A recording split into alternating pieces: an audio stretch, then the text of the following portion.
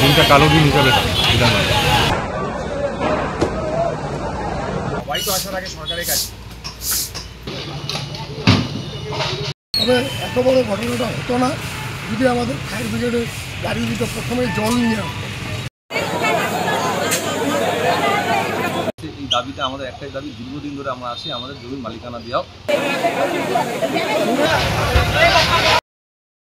গত কয়েকদিনের টানা বৃষ্টিতে চিন্তার ভাঁজ পড়েছিল শিলিগুড়ির বিধান মার্কেটের ব্যবসায়ীদের।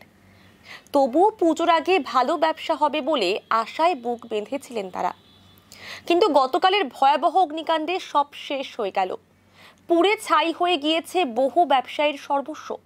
পুজোর আগে কি করবেন সেই চিন্তায় দিশেহারা তারা।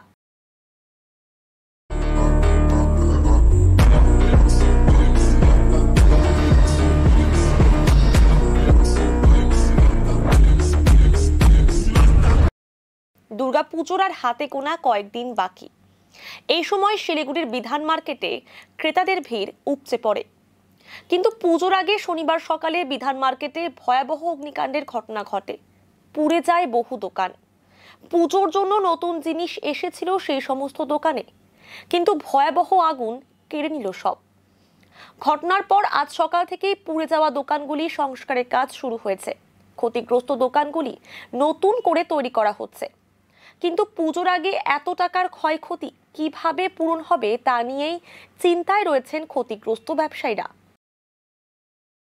পুজোর মৌসুম দোকানগুলো করার ইচ্ছা ছিল, ঠিক আছে, মালপত্র প্রচুর এখানে আছে দোকানে, তার মধ্যে একটা অঘটন ঘটে গেল। এখন এই স্বাভাবিক ছন্দে কবে ফিরতে পারবো নিজেই জানি না, পুজোটা অবধি পৌঁছাতে পারবো না সেটা বুঝতে পারছি না।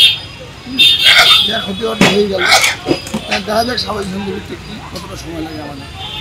চেষ্টা করছি যত তাড়াতাড়ি সার্ভাইভ করা যায়, চেষ্টা করছি, কেননা আমাদের একটা দোকান আছে সেভাবে কাস্টমারের ভিড় করে গেছে অলরেডি, আমরা সার্ভাইভ দিতে পারছি না, একটু সময় লাগে। দিনটা কালো দিন হিসাবে বিধানসভা কিছু বলার সবই শেষ, যা ছিল সবই শেষ, কিছুই বের করতে পারিনি, যা ছিল সবই শেষ। প্রায় 30 থেকে 40 লাখ টাকার উপরে আমাদের এলইডি ফ্রিজ সবই শেষ। আশা তো করছি, দেখুন আশা তো সবাই করে, আসার ফল কী হবে সেটা পরের বক্তব্য, তো দেখা যাক কী হয়।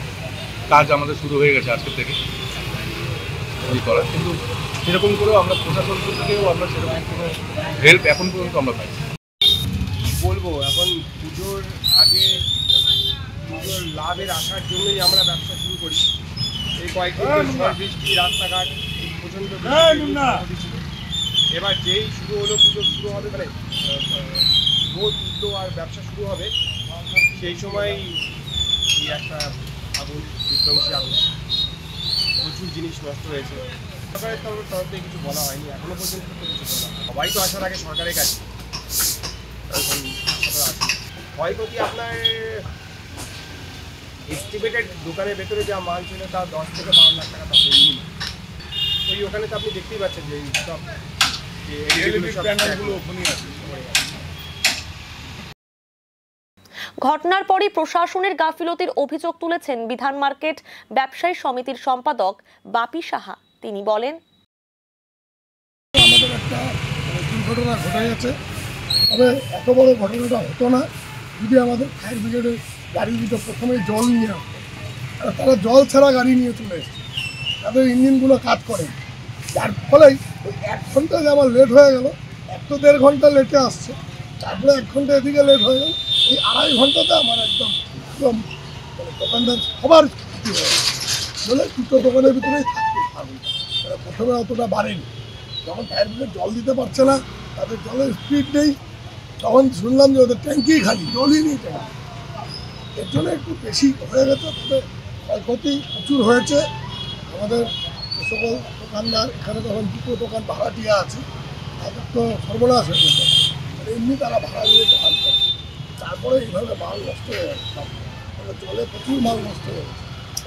যাই হোক, আমাদের মাননীয় মুখ্যমন্ত্রীকে আমরা রিকোয়েস্ট করবো যে উনি আজকে শিলিগুড়িতে আসছেন, আমি চাই, আমি অনুরোধ করছি ওনাকে যে আপনি একবার এসে আমাদেরকে দেখে খরচা। এখন দেখুন সরকার যেটা দিবে, কেন আমার সঙ্গে রাজু বিস আমাদের যে এমপি আছে, ওনার সঙ্গে কালকে আমার কথা হয়েছে, উনি আমাকে ফোন করেছিল, উনি বলছে যে দাদা আমি দিল্লিতে আছি, আমি আসছি, আমি ওনাকে বললাম যদি কিছু আপনি আর্থিক হেল্প করেন আমার দোকানদারকে, তাহলে ওরা একটু উপকৃত হবে। বলে আমি দিল্লি থেকে এসে আপনার সঙ্গে কথা বলে দেখছি কী করা যায়। আশা করছি আজকে আমাদের বাজারটা ভালো হওয়ার কথা থেকে, কেননা পুজো বাকি আর 7 দিনের ভিতরে যদি বাজার না হয় আমাদের ব্যবসায়ীরা সব ঘুরে যাবে। কেননা এমনি দেখুন অনলাইন ব্যবসাতে আমাদের ছোটোখাটো ব্যবসায়ীরা একদম মরে গেছে। অনলাইন ব্যবসাতে কী হয়েছে, আমাদের যত পাবলিক আছে তারা সবাই এখন অনলাইনে জিনিস কিনছে। কিন্তু চাই প্রধানমন্ত্রীকে আমরা একটা চিঠি পাঠাবো আমাদের সমিতিগতভাবে যে আপনি এই অনলাইন থেকে বন্ধ করে দিন, যাতে আমাদের মতো ছোটো ছোটো ব্যবসায়ীরা করে খেতে পারে।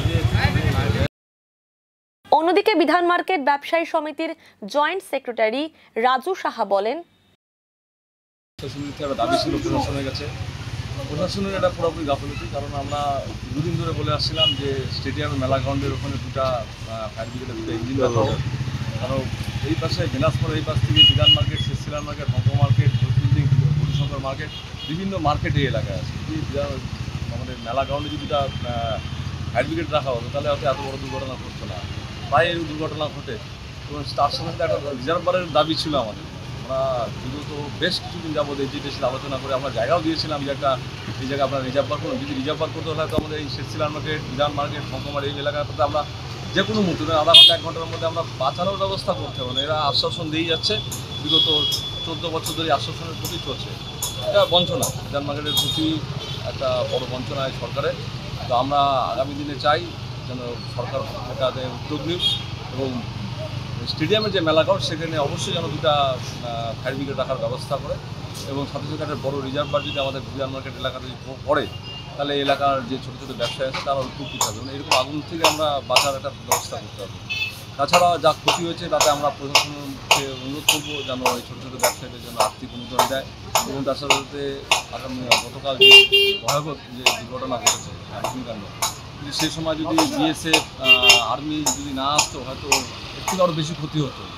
সেটা মাননীয় রাজুজি এবং বিধায়ক তাদের উদ্যোগে সঙ্গে সঙ্গে আধা ঘন্টার মধ্যে বিএসএফ এবং আর্মির থেকে জল নিয়ে ব্যবস্থা নিয়ে তারা আসার পরে সঙ্গে সঙ্গে ব্যবস্থা নেয়। নাহলে কিন্তু মারাত্মক। মুখ্যমন্ত্রী আসুক, একবার পরিদর্শন করুন। বিধান মার্কেটের দীর্ঘদিনের দাবি 1962 সন থেকে মার্কেট এই দোকানদারদের দিয়েছে। দোকানদারদের একটা মাং আছে, মানে দাবি আছে, যেটা হলো এক মালিকানা দাবি।